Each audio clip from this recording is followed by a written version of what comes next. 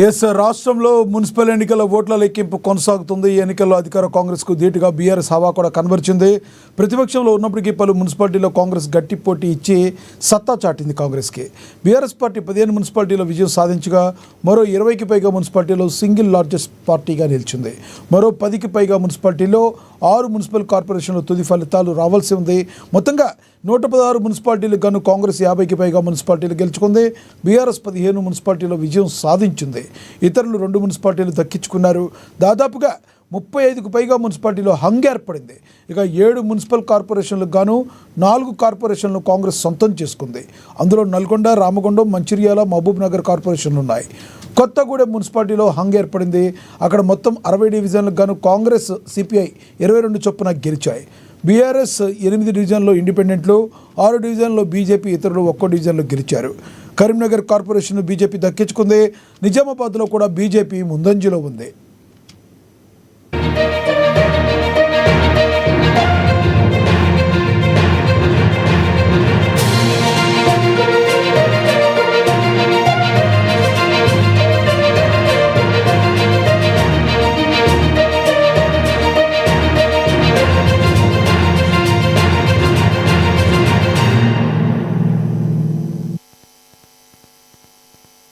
ఇక ఇదే విషయానికి సంబంధించి మరింత సమాచారాన్ని మా ప్రతినిధి హరీష్ అందిస్తారు లైవ్ ద్వారా. హరీష్, చెప్పండి, మీ దగ్గర ఉన్న తాజా సమాచారం ఏంటి?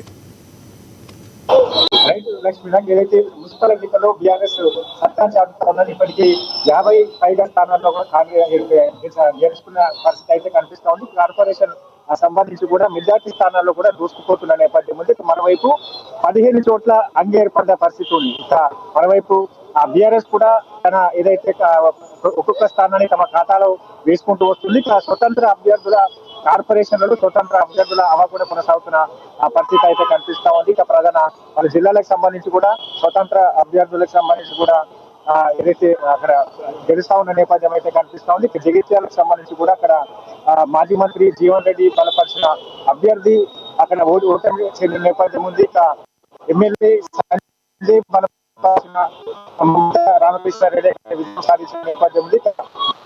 గద్వాలలో వడ్డేపల్లి మున్సిపాలిటీకి సంబంధించి కూడా మరో ట్విస్ట్ ఏర్పడదని చెప్తూ అక్కడ బలపరిచిన సంబంధించిన అభ్యర్థి గెలవడం జరిగింది.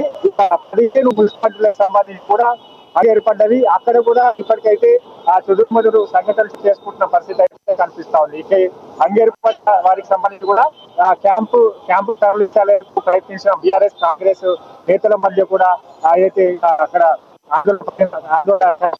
ఏర్పడ్డ వారి పోలీసులు చెరగొట్టిన అంగ ఏర్పడ్డ స్థానాల్లో కూడా కాంగ్రెస్ పార్టీ ఏదైతే ఆ స్థానాలను కూడా గెలిచే అవకాశం ఉంది. ఎందుకంటే ఎక్స్ ఆఫీషియో సంబంధించిన సభ్యులు తమ ఓటు హక్కును అక్కడ వినియోగించుకుంటారు. వారితో పాటుగా కాంగ్రెస్ పార్టీకి సంబంధించిన నేతలంతా కూడా వారిని క్యాంపుకు తరలించేందుకు కూడా ఇప్పటికీ వాళ్ళ ప్రయత్నాలు మొదలెడుతున్న నేపథ్యం అయితే కనిపిస్తా ఉంది. ఇక మ్యాజిక్ ఫిగర్ దాటిందని చెప్పొచ్చు. కాంగ్రెస్ పార్టీ ఇప్పటికే సంబరాలు మునిగి తేలుతున్న పరిస్థితి అయితే కనిపిస్తా ఉన్నది. ఇక మరొక ఖమ్మం జిల్లాకి సంబంధించి, ఉమ్మడి నల్గొండ జిల్లాకి సంబంధించి కావచ్చు, ఇక్కడ నిజామాబాద్ కి సంబంధించి కూడా భీమ్గల్ పిసిసి చీఫ్ సొంత మున్సిపాలిటీకి సంబంధించి కూడా కాంగ్రెస్ పార్టీ అక్కడ మెజార్టీ స్థానాలను కైవసం చేసుకుని ఇప్పటికే దీనిపైన కూడా సీఎం రేవంత్ రెడ్డి కాసేపటి క్రితమే ప్రియాంక గాంధీని కలవడం జరిగింది. మున్సిపల్ ఎన్నికలకు సంబంధించి కూడా తెలంగాణలో ఏ విధంగా సత్తా చాటింది, తెలంగాణకు సంబంధించి కూడా ప్రజల కాంగ్రెస్ పార్టీకి ఉన్న ఆదరణ పట్ల కూడా వీటన్నిటిని కూడా వివరించారు. మరోవైపు పిసిసి కూడా రాష్ట్ర ప్రజలకు కృతజ్ఞతలు తెలిపిన నేపథ్యం ఉంది. కాంగ్రెస్ సంక్షేమ పథకాలకు సంబంధించి ప్రజలంతా కూడా మనను దీవించారు, ఆశీర్వదించారు. ఇక ప్రజల ఆశీస్సులు కాంగ్రెస్ పార్టీకి ఎల్లవేళ ఉంటాయని కూడా ఆయన ఆశాభావం వ్యక్తం చేసిన పరిస్థితి అయితే కనిపిస్తా ఉన్నది. ఇక కీలకంగా స్వతంత్ర అభ్యర్థులకు సంబంధించి జనగామ మున్సిపల్ చైర్మన్ పైన కూడా ఉత్కంఠ నెలకొన్న నేపథ్యం ఉంది. అక్కడ స్వతంత్ర అభ్యర్థులు కూడా కీలకంగా మారారు. ఇక చైర్మన్ పదవికి సంబంధించి కూడా 4 స్వతంత్ర అభ్యర్థులు డిమాండ్ చేస్తున్న పరిస్థితి అయితే కనిపిస్తా ఉన్నది.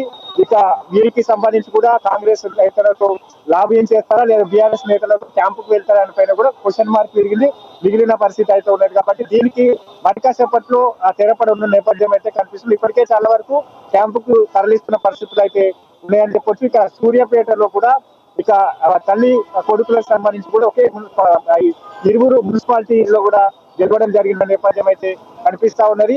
ఇక మొత్తంగా కరీంనగర్ కి సంబంధించి కూడా మున్సిపల్ కౌంటింగ్ జరుగుతుంది. 66 వార్డులకు సంబంధించి కూడా కరీంనగర్ లో ఇప్పటి వరకు వెలువడిన ఫలితాలకు సంబంధించి కాంగ్రెస్ పార్టీ 19, అలాగే బీజేపీ 28, బీఆర్ఎస్ 13కు సంబంధించి కూడా అక్కడ ఏదైతే కౌంటింగ్ కొనసాగుతున్న నేపథ్యం అయితే కనిపిస్తా ఉన్నది.